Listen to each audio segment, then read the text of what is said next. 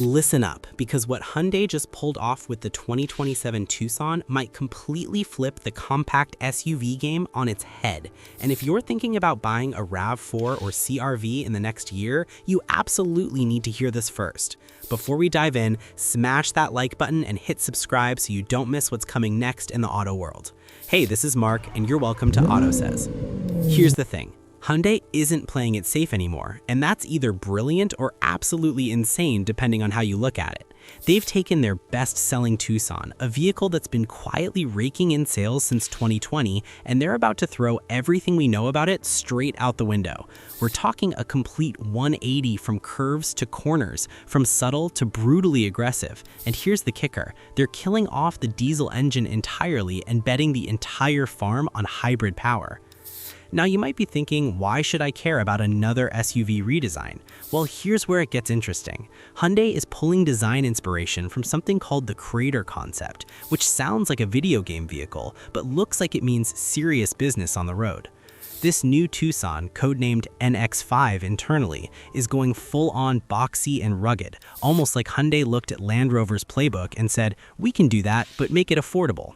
The front end features these wild, pixelated daytime running lights that sweep down into the main headlamps. Think Minecraft meets premium automotive design. And there's this clamshell hood that wraps over the fenders like it's ready for an off-road apocalypse. But wait, because the real revolution isn't just skin deep. Inside, Hyundai is dropping their next-generation Plios Connect system, which runs on Android Automotive and comes with AI-powered voice control that actually understands what you're saying, not just pretending to, like those frustrating systems we've all screamed at. And get this, they're moving the gear lever from the center console to the steering column, which might sound like a small thing until you realize how much extra space that creates for your coffee, phone, and whatever else you're juggling on your morning commute. Now here's where the finance part gets really juicy, and trust me, your wallet is gonna wanna pay attention. The compact SUV segment is an absolute cash cow, with the RAV4 and CR-V consistently ranking as America's best-selling non-truck vehicles year after year, generating billions in revenue for Toyota and Honda.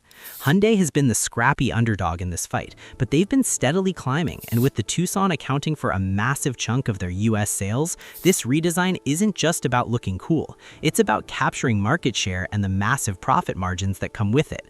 Think about it this way. Every percentage point of market share in this segment is worth hundreds of millions of dollars annually, and Hyundai is clearly swinging for the fences. But here's the plot twist that's going to change everything. Hyundai is ditching the 2.0-liter diesel entirely and going all in on electrification with a 2.0-liter hybrid and a 1.6-liter plug-in hybrid that's expected to deliver around 62 miles of pure electric range. That's not just following the trend, that's practically shoving Toyota and Honda aside and saying this is our lane now. And if the rumors are true about a potential N-branded performance variant coming later, we could be looking at Hyundai's answer to the RAV4 GR Sport, which would be absolutely wild. Now, you might be wondering, why is this happening now, and what does history tell us about these kinds of bold moves? Well, let's rewind for a second. Hyundai's transformation over the past 2 decades is one of the most remarkable stories in automotive history. This is a company that went from building cheap, forgettable eco-boxes in the 90s to legitimately competing with the Germans and Japanese in quality, design, and technology. They've learned that playing it safe keeps you alive, but taking calculated risks is what makes you a leader. The current Tucson generation has been selling strong since 2020, but in the automotive world, a 5 to 7 year product cycle is standard, and arriving late to the electrification party could mean losing an entire generation of buyers who are making their first or second SUV purchase right now. The timing couldn't be more critical because government regulations are tightening, fuel economy standards are rising, and consumer preferences are shifting faster than ever before. But here's what really keeps executives up at night. The competition isn't sleeping. Mazda just launched their new CX-5, Ford has the Bronco Sport eating into the adventure SUV market, and don't even get me started on the Kia Sportage, which is basically Hyundai's corporate cousin and direct competitor. Then you've got the Subaru Forester with its cult-like following, the VW Tiguan trying to bring European flair, the Nissan Rogue and Outlander doing their thing, and Chevy's Equinox appealing to the budget-conscious crowd. This segment is absolutely ruthless, and one misstep can cost you billions in lost revenue and damaged brand reputation. So Hyundai is essentially making a statement. We're not just competing, we're coming to dominate. And here's something most people don't realize. The profit margins on compact SUVs are significantly higher than sedans because consumers are willing to pay premium prices for that elevated seating position, cargo space, and perceived safety.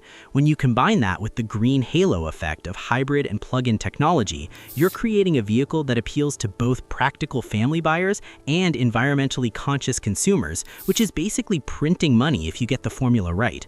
The expected unveiling later this year with sales beginning in early 2027 means Hyundai is strategically positioning this to hit showrooms right when tax incentives for plug-in hybrids might still be available and when competing models are mid-cycle and not quite fresh anymore. It's a chess move, not a checkers game. Now, will Hyundai price this aggressively or go premium? That's the million-dollar question, literally. If they undercut the RAV4 and CR-V while offering more features and better electric range, they could trigger a pricing war that benefits consumers, but squeezes profit margins across the entire segment. If they price it at parity or higher, they're betting that the design, technology, and electrification will justify the cost, which is a riskier play but could elevate the brand's prestige. Either way, this launch is going to send shockwaves through dealerships across America, and sales managers at Toyota and Honda are definitely paying attention. So here's what this all means for you, the person who might actually be shopping for a compact SUV in the next year or two.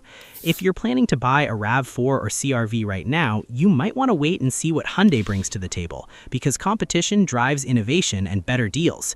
If you're already a Hyundai fan, this redesign could be the upgrade you've been waiting for, especially if you've been eyeing plug-in hybrid technology, but found other options too expensive or not practical enough. And if you're an investor or industry watcher, keep your eyes on Hyundai's stock and market share numbers in the second half of 2027, because this launch could solidify their position as a top-tier automaker, or serve as a cautionary tale about overreaching. The stakes are enormous, the execution needs to be flawless, and the market is absolutely unforgiving. But if there's one thing Hyundai has proven over the past 20 years, it's that they know how to take risks, learn from mistakes, and come back stronger. This isn't just another SUV launch, it's a defining moment that could reshape the compact SUV landscape for the next decade, and you're watching it unfold in real time. So stay tuned, keep watching, and don't forget to subscribe, because the automotive world is moving fast, and the next big reveal could drop any day now.